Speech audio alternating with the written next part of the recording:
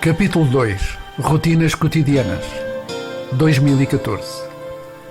Miguel saiu de casa e executou a rotina normal que traduzia esta fase atual da sua vida. No fim de contas, temos todos de nos render à evidência que tudo implica uma certa rotina, mesmo para aqueles que detestam esta palavra. Era o caso de Miguel, que odiava a repetição constante de procedimentos, dia após dia. Era como ele se sentisse uma máquina, um robô numa cadeia de produção que compreendia bilhões de seres humanos. Às vezes escolhia um trajeto diferente para ir para o café, só para contrariar essa rotina da sua vida. Pelo menos isso dava-lhe uma outra sensação, apesar do resultado final ser o mesmo. Novas paisagens podem mudar o espírito dos seres humanos. É como viver diferentes realidades virtuais para encontrar uma motivação para completar a rotina do dia. Nessa manhã, levou o seu pequeno computador de bolso para se entreter durante o caminho. Dessa maneira, a rotina do trajeto tornava-se ausente da sua percepção.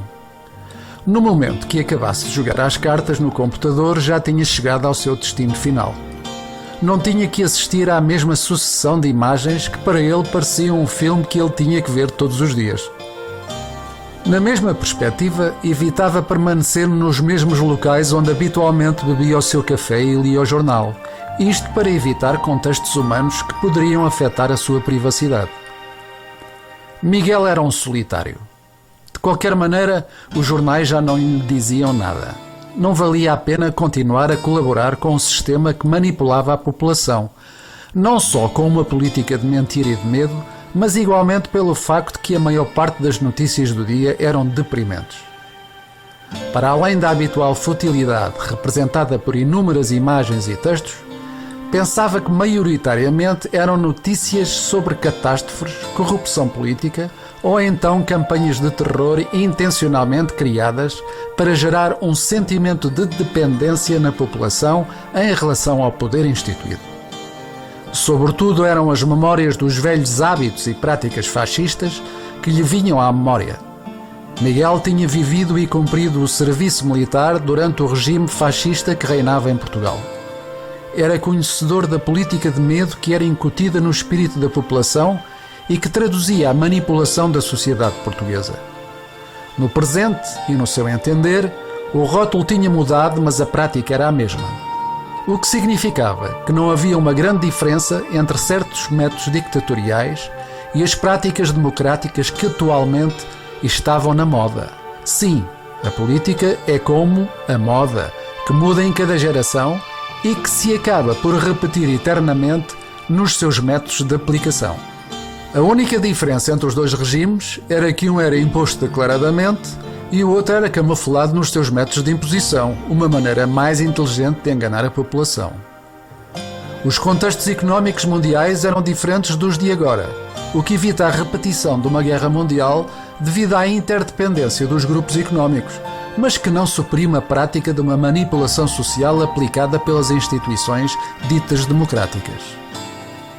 Para ele, o que se vivia atualmente era um atentado contra a inteligência humana. Sim, humana, porque mesmo os animais possuem uma inteligência intrínseca e muito mais pura do que nós, seres humanos.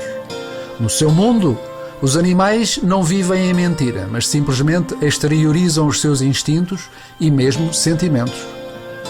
Não era por causa dos seus 63 anos de idade que pensava assim. Era sim o produto das realidades que o rodeavam e a sua diferente percepção e análise sobre esses mesmos factos, e igualmente trazidas pelas experiências vividas durante mais de meio século da sua vida.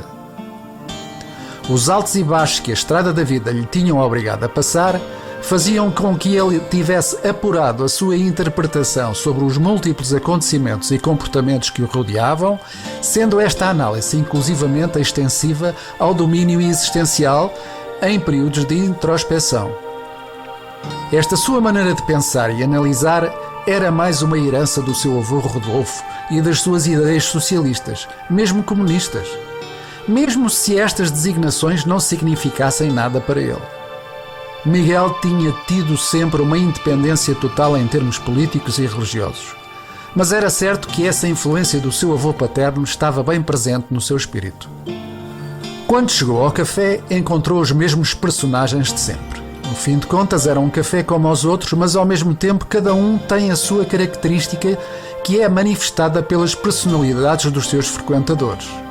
É como entrar em mundos diferentes, onde as conversas variam de acordo com o ambiente gerado pelos intervenientes, onde as discussões são diferentes e adaptadas a cada contexto. São como pinturas que traduzem múltiplos estados de espírito, como se pudéssemos ver e observar um grande quadro pintado em canvas, onde estão pigmentados vários cenários. O que ele não suportava era quando vinham ter com ele e impunham a sua presença à mesa. Uma vez que a sua educação não lhe permitia rejeitá-los, tinha que começar a ouvir todas as desgraças que lhes aconteciam. No passado, Miguel tinha ajudado inúmeras pessoas e, inclusivamente, tinha-se envolvido demasiado em situações pessoais de terceiros que não tinham sido muito benéficas como a experiência. Hoje estava vacinado e, quando frequentava um café, simplesmente não se envolvia em conversas que podiam conduzir a mais do que um simples bom dia. O seu refúgio era aquele pequeno apartamento onde ouvia a sua música, lia os seus livros e via os seus filmes preferidos. Não tinha televisão em casa porque não gostava de ser manipulado pela programação das redes televisivas. Na internet podia escolher o que quisesse e esse facto fazia-o sentir completamente livre e autónomo. Era a mesma coisa que sair à rua e ter a liberdade de escolher o local mais adaptado à nossa forma de estar na vida. Um local onde se encontrará, eventualmente, uma identificação de valores e comportamentos que nos trazem um certo bem-estar, uma certa harmonia.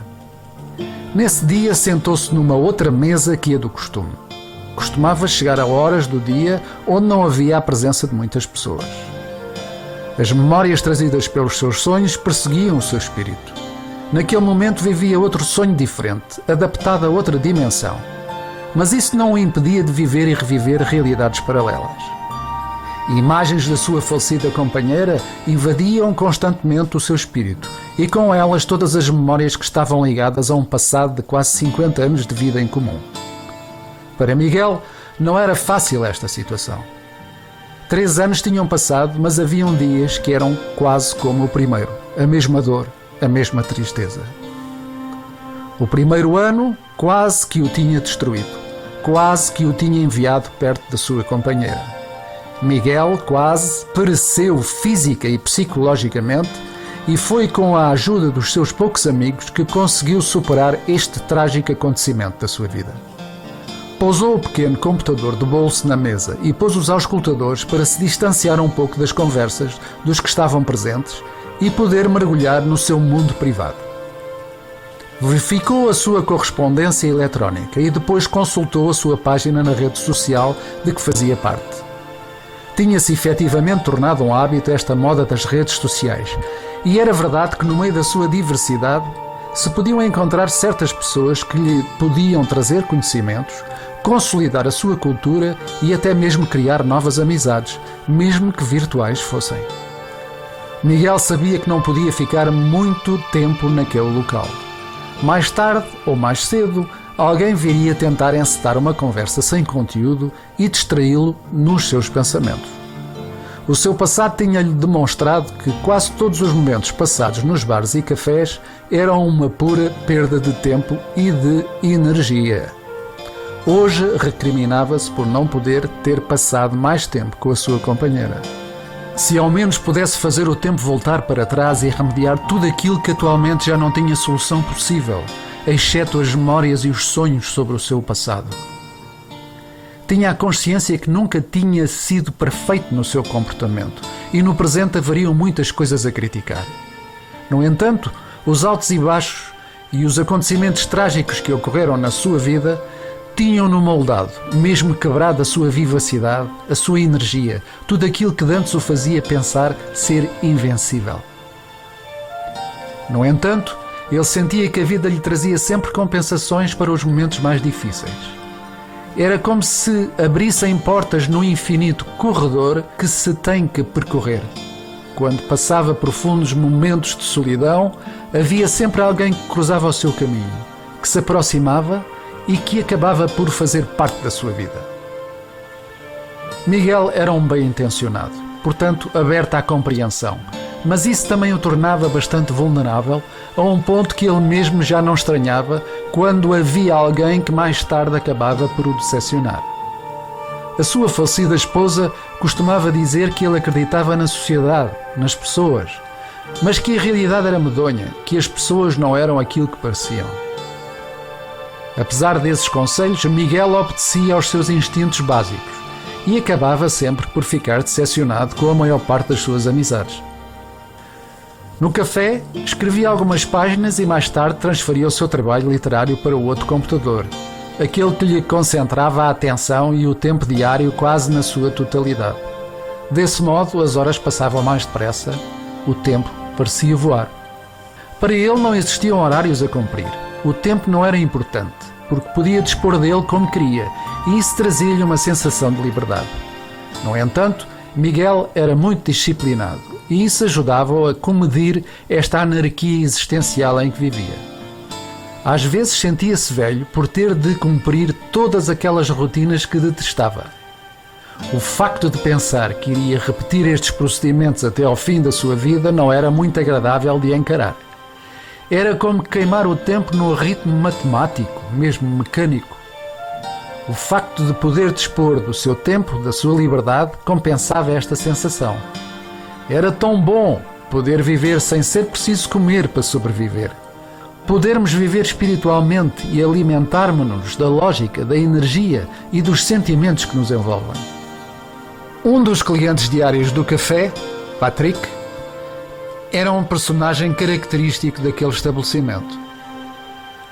Todos os dias estava presente e estava constantemente a rir-se por ter uma deficiência mental acentuada, mas no entanto não agressiva. O conteúdo das suas conversas era mesmo inteligente, o que fazia Miguel pensar que as fronteiras entre a genialidade e a demência são muito pequenas. A presença de Patrick também lhe trazia uma certa inspiração. Era como ter um elemento fora do comum em termos de comportamento e que fazia a diferença entre aquele local e os outros onde temos que ter uma atitude standardizada para obedecer às regras sociais. Ao ouvir as suas observações, Miguel ria-se por vezes e outras faziam-no pensar, refletir sobre a coerência de raciocínio proveniente de uma mente dita perturbada. No fim de contas, Patrick era muito mais feliz do que todos nós. O seu mundo interior era belo e puro, portanto, tudo era bonito para ele, pessoas e coisas.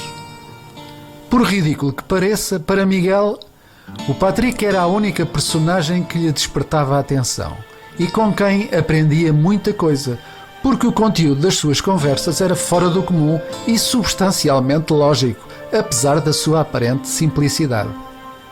Na sua maioria, os restantes personagens eram por vezes alguns bêbados que se expressavam de voz alta para se afirmarem, mas não diziam senão disparates e obscenidades. Os reformados tinham um déjà vu sobre a sua existência e contavam todos esses episódios. Miguel absorvia todo o conteúdo desta miscelânea de mentalidades, de formações e culturas diferentes, e isso ajudava-o não só a compreender a diversificação do espírito humano, mas também a poder escrever sobre todas essas suas conclusões, mesmo sobre os personagens que faziam parte de todos estes contextos sociais. Depois de ter passado estes momentos, ia ao supermercado, que ficava ao lado do café, e fazia as compras do dia. Quando terminava, dirigia-se à igreja da localidade. Miguel não era praticante de nenhuma religião.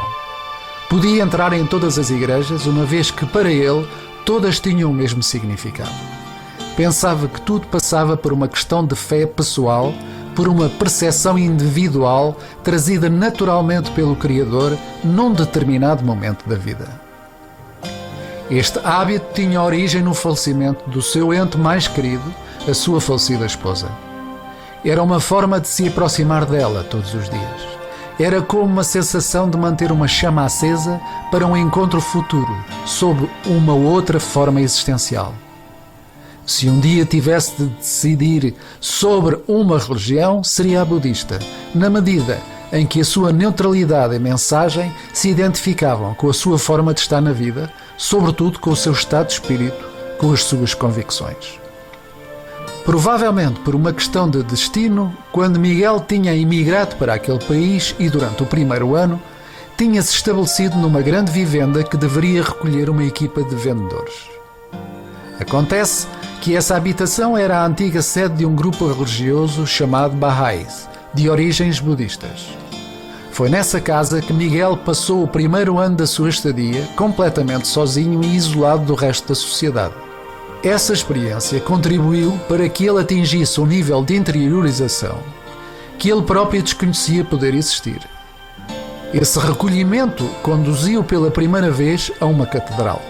Nesse local, elegeu um lugar a que chamou o seu cantinho, e foi aí que ele encontrou a sua fé, um momento que não lhe tinha sido imposto pelas doutrinas existentes na sociedade, mas que simplesmente tinha nascido naturalmente no seio do seu coração. Foi nesse lugar que ele escreveu a sua oração pessoal e que conseguiu mergulhar em períodos de meditação que lhe faziam esquecer o tempo e o espaço. No percurso da sua carreira profissional, Miguel viajou por diversos países da Europa, sobretudo conduzindo o seu carro. Nesta fase da sua vida já não tinha paciência para conduzir. A sua principal atividade era escrever as suas memórias e a da sua família, e igualmente sobre todas as suas ideias, convicções, valores e princípios, tudo o que animava a sua vida e que dava uma razão de ser à sua existência. Apanhou o autocarro de volta para casa e recomeçou a escrever. O dia estava a acabar e iria mergulhar na noite, o período que lhe trazia a maior inspiração. As suas rotinas eram aleatórias, abrangiam o dia e a noite, como uma fusão entre a luz e o brilho do branco e a escuridão e nostalgia do preto. No fim de contas, ambos os elementos faziam um todo, preenchiam os dois polos existenciais que fazem parte de todos nós, que fazem parte da existência em geral.